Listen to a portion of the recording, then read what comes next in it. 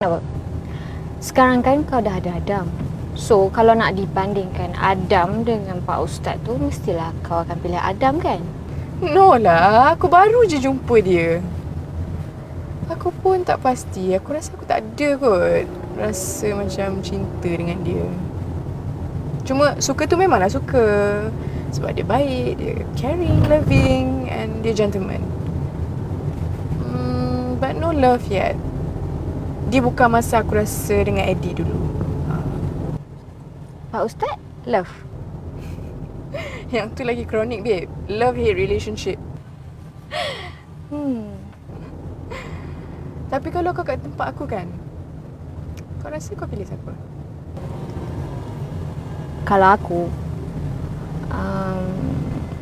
okay lah. For me, Adam tu perfecto. Tapi pada era globalisasi ini, para penyondol akan target orang yang macam tu. Good looking, kaya dan jiwa raga aku akan tersiksa.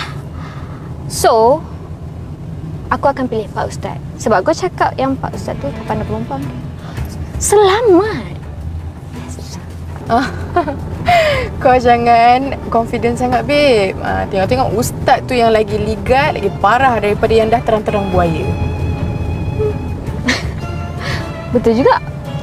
Diam-diam cik miau kalau bagi ikan depan mata, orang tak nampak, dia ngap juga.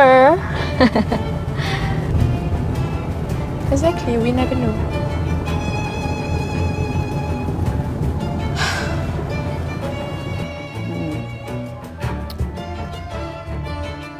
Ha?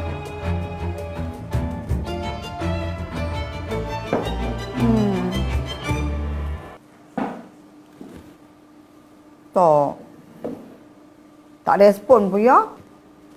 Dia buat tak tahu je dengan aku.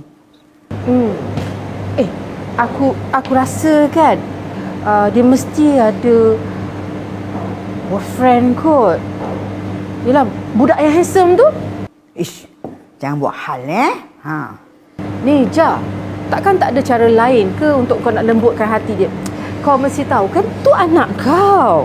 Itulah aku ajak kau pergi jumpa ustaz tu. Kau tak nak. Kita bukannya jumpa bomoh, jumpa ustaz, tahu tak ustaz? Ustaz tu menggunakan ayat-ayat Al-Quran. Kau jangan nak guna-guna bom-bom tu semua. Syirik. Aku rasa mungkin kan lakonan kau tak berapa berkesan sangat. Ya kot. Dah tak lut dah. Agaknya anakku tahulah yang aku ni memang berlakon. Sebab tu dia buat tak reti je.